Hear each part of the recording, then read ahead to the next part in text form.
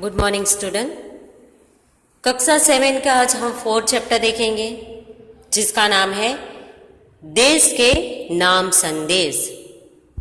यहाँ पे पत्र के रूप में देश के प्रति कैसी हम सरकार को ही हर चीज के लिए दोषी समझते हैं, पर हम कितने परफेक्ट हैं वो कभी नहीं देखते हैं।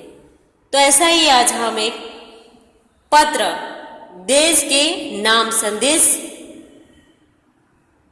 हर एक नागरिक के लिए ये हमारा कर्तव्य क्या है वो भूतपूर्व राष्ट्रपति डॉक्टर एपीजे अब्दुल कलाम देश के लोगों को देश के प्रति अपने कर्तव्य को और जिम्मेदारियों को निभाने का आग्रह करते हुए हमें ये लेटर के रूप में लिखा है। तो बच्चों चलो हम देखते हैं। तो मातृछाया ऊंची सेरी गांव मिसपुरा तहसील भाभर जिला बनासकांठा दिनांक 24/12/2011 प्रिय हर्ष बराबर। तो हर्ष उसके बाद है किरण। तो किरण ने ये पत्र किसको लिखा? हर्ष को लिखा।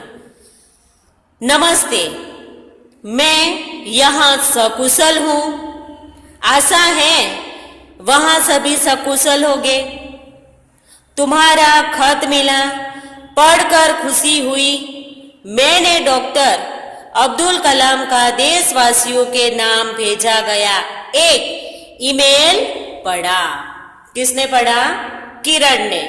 और अभी वो किसको बता रहा है? हर्ष को बता रहा है। वही तुम्हारे लिए प्रेरित कर रहा हूं। जो मैंने अब्दुल कलाम जी ने जो ईमेल भेजा था वो ईमेल मैं ये लेटर में तुझे बता रहा हूं, ऐसा कहा। डॉक्टर कलाम अपने देश के शुरुआत में ही पूछते हैं, क्या आपके पास आपने देश के लिए 10 मिनट का समय है? पहले तो क्या पूछते हैं वो कि देश के लिए क्या आपके पास 10 मिनट का टाइम है? यदि हाँ तो इसे पढ़िए, वरना मर्जी आपकी। पहले ही एक जिम्मेदार नागरिक के रूप में उन्होंने प्रश्न पूछ लिया है। इसके बाद वह देश के लोगों की सोच बताते हुए कहते हैं, उसके बाद देश की जो लोग हैं उसकी सोच बताते हुए वो कहते हैं, क्या कहते हैं? ध्यान से बच्चों सुनना। आप कहते हैं हमारी सरकार निकम्मी है। हम क्या कहते हैं? हमारी सरकार निकम्मी है। आप कहते हैं हमारे कानून पुराने पड़ गए हैं। आप क्या कहते हैं? हमारे कानून पुराने पड़ गए हैं। आप कहते हैं नगरपालिका कचरा नहीं उठाती। आप कहते हैं फोन काम नहीं करता। रेलवे मजाक बन गई है। एयरलाइन दुनिया में हमारी ही सबसे खराब है।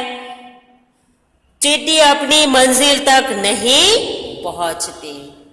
देखो कितनी सारी हमारी शिकायत है। ऐसा कौन कह रहा है? अब्दुल कलाम जी। तो हाँ, ये हम हमेशा कहते हैं कि हमारी सरकार निकम्मी है, कानून अच्छा नहीं है, नगरपालिका कचरा नहीं उठाती है, वह अलग अलग बराबर। आगे देखो बच्चों।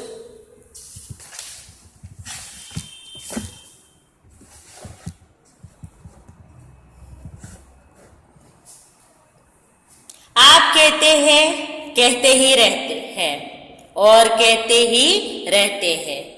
आपने इस बारे में क्या किया? हमसे प्रश्न करते हैं कि हम कहते तो रहते हैं पर हम उसके लिए क्या करते हैं वो तो बताया नहीं। फिर राष्ट्रपति ने कहा, मान लीजिए एक व्यक्ति सिंगापुर जा रहा है। उदाहरण दिया है यहाँ पे कि एक व्यक्ति कहाँ पे जा रहा है, सिंगापुर जा रहा है। उसे अपना नाम दीजिए, उसे अपनी शक्ल भी दीजिए। आप दुनिया के सर्वश्रेष्ठ हवाई अड्डे पर उतरे हैं। सिंगापुर में आप अपने सिगरेट का टुकड़ा सड़कों पर नहीं फेंकते हैं और स्टोर में खाते भी नहीं हैं। सिंगापुर में इधर उधर कचरा नहीं डाला जाता है। आपको उसके भूमिगत संपर्कों पर शक महसूस होता है। आप शाम 5 से 8 बजे के बीच आर्चर्ड रोड पर कार चलाने का टोल टैक्स तकरीबन 60 रुपये भुगतान करते हैं। वहां पे नियम है, आप पार्किंग में अपने निर्धारित समय से ज्यादा गाड़ी खड़ी की तो टिकट पंच करवाते हैं। लेकिन आप सिंगापुर में कहते हुए नहीं करते हैं क्या? वहां पे क्या हम बोलते ही हैं या वहां के कानून का नियम का हम पालन करते हैं?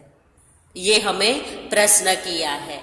यही पूछा गया है कि सिंगापुर में जो ऐसा कर सकते हैं तो इंडिया में क्यों नहीं। आगे देखो, दुबई में आप रमजान के दिनों में सार्वजनिक रूप से कुछ भी खाने का साहस नहीं करते। जिहाद में बिना सिर ढके बाहर नहीं निकलते। वॉशिंगटन में आप 55 मील प्रति घंटे से ऊपर गाड़ी चलाने की हिम्मत नहीं करते और पलटकर सिपाही से यह भी नहीं कहते कि जानता है मैं कौन हूं, मैं फला हूं या फली मेरा बाप है। ऐसा हम नहीं कह सकते हैं विदेश में। सिपाही माने पुलिस से। ऑस्ट्रेलिया और न्यूजीलैंड में समुद्र तटों पर आप खाली नारियल हवा में नहीं उछालते।